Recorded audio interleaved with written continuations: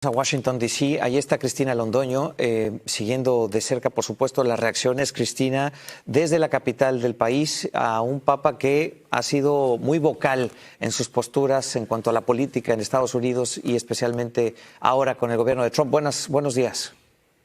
Hola, Julio, muy buenos días, Aranza. Definitivamente un hombre ordinario, así quería ser visto, que tuvo un trabajo extraordinario, que defendió a los inmigrantes, a los pobres y a los que no tenían voz. Y esas son parte de las palabras que ha dicho esta mañana sobre él el expresidente Joe Biden, un católico que a lo largo de su carrera, de su servicio público, tuvo varias oportunidades de reunirse con el Papa Francisco. Vamos a ver lo que dice Joe Biden en su medio social X sobre el Papa Francisco. Dice que es con gran tristeza que Jill y yo nos enteramos del fallecimiento de su santidad, el Papa Francisco. El Papa Francisco será recordado como uno de los líderes más consecuentes de nuestro tiempo.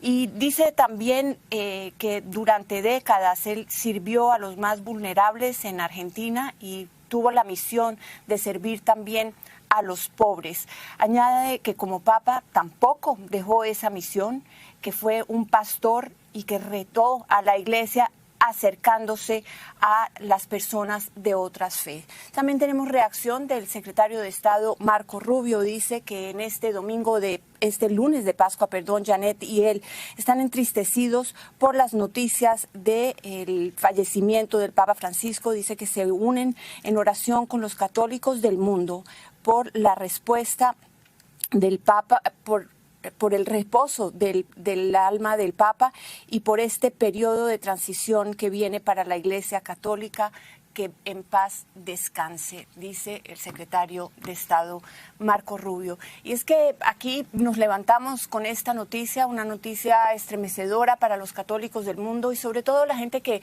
siguió la vida del Papa Francisco, un Papa extraordinario, como les decía. Pocos esperaban que iba a lograr semejante poder en el mundo por su carisma.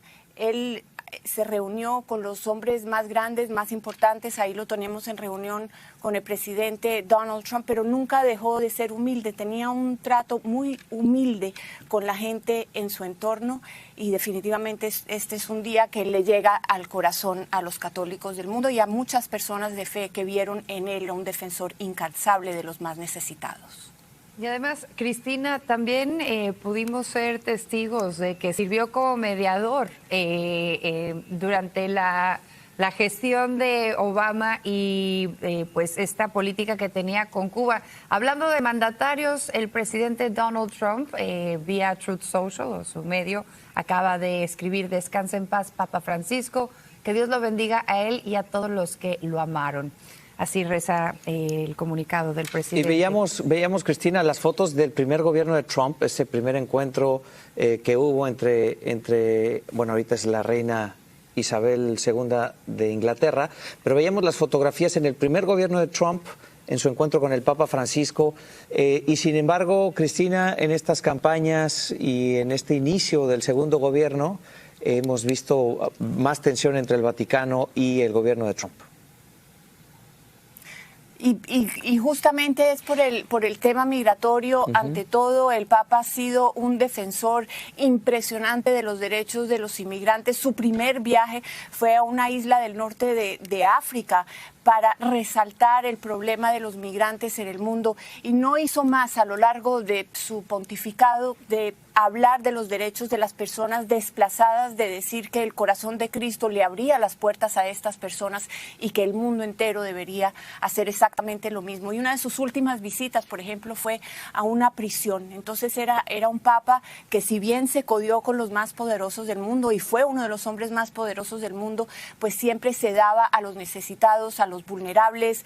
Nunca vivió en el palacio de la Ciudad del Vaticano, vivió en la casa de huéspedes de Santa Marta, siempre, y ese fue su mensaje, su primer mensaje. Cuando lo eligen, él sale de ahí en autobús con los demás cardenales, y ahora recordaba el cardenal estadounidense Timothy Dolan que lo primero que les dijo a los cardenales, que en qué problemas se habían metido por haberlo elegido a él. Un hombre de mucho humor, pero también muy serio y muy entregado a su causa y a tratar de llevar la fe a todos los rincones del mundo.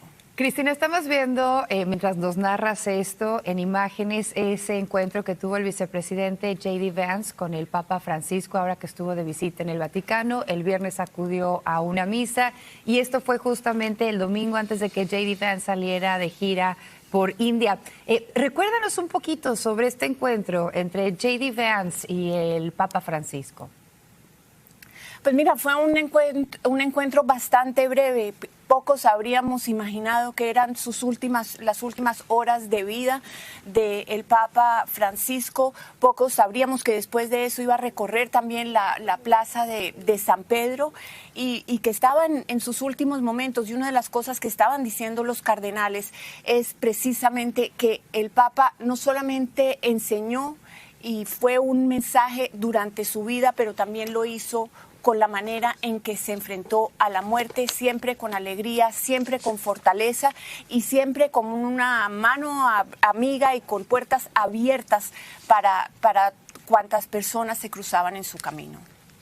Pues esto es algo que sucede muy pocas veces en la vida de una persona, el fallecimiento de un pontífice. Cristina, falleció Juan Pablo II, tú estabas en el Vaticano, ahora lo reportas desde Washington, sin duda un contexto muy diferente, pero lo que ocurrirá en los próximos días en la Plaza de San Pedro será muy similar, ¿no? Una emoción, un duelo intenso entre quienes se reúnan ahí. Julio, el Papa Juan Pablo II murió a las 9 de la noche el 1 de abril, si no recuerdo mal, del 2005. Nosotros habíamos recibido la noticia de que estaba muy grave. Alcancé a llegar a Roma, tiramos las maletas en el hotel y estábamos ahí en la plaza de San Pedro cuando se conoce la noticia de que el Papa había muerto. Esos campanazos que oíamos ahora los escuché, se me erizó la piel de volverlos a escuchar nuevamente. Fue un momento muy emotivo porque estas todas son tradiciones ancestrales. Y obviamente perder al Papa Juan Pablo II fue muy grande para la Iglesia Católica, y en ese momento una de las cosas irónicas es que se pensaba que nunca nadie o ningún otro Papa iba a poder llenar los zapatos del Papa Juan Pablo II. Francisco no lo hizo, no llenó sus zapatos, pero fue otro Papa con otro estilo que también conquistó a los corazones de la Iglesia, no solamente de la Iglesia Católica, sino del mundo también.